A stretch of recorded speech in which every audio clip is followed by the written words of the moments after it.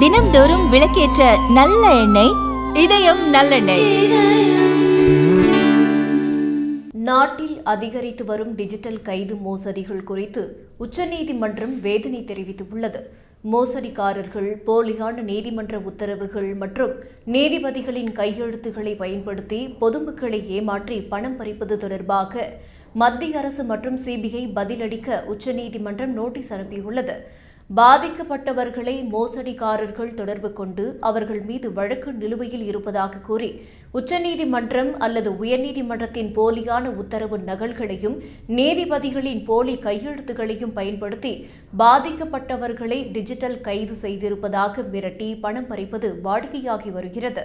உச்சநீதிமன்ற நீதிபதிகள் சூரியகாந்த் மற்றும் ஜாய் மால்யா பக்சி அடங்கிய அமர்வு இந்த விவகாரத்தை தானாக முன்வந்து விசாரணைக்கு எடுத்துக் கொண்டது.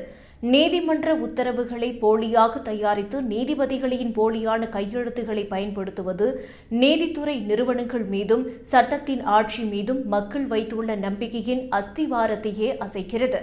இத்தகைய நடவடிக்கைகள் மோசடி அல்லது சைபர் குற்றமாக மட்டும் கருதப்பட முடியாது. இது நீதித்துறையின் கண்ணியத்தின் மீதான நேரடி தாக்குதலாகும் என்று வருத்தம் தெரிவித்தனர்.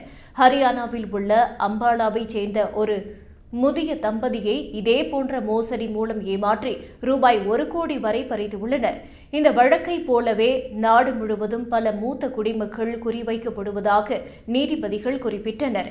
இந்த மோசடிகளை கட்டுப்படுத்த போலியான நீதித்துறை ஆவணங்களை தயாரிக்கும் கிரிமினல் குழுக்களை கண்டறிய மத்திய மற்றும் மாநில காவல்துறையினர் ஒருங்கிணைந்து செயல்பட வேண்டியது அவசியம் என்றும் உச்சநீதிமன்றம் வலியுறுத்தியுள்ளது.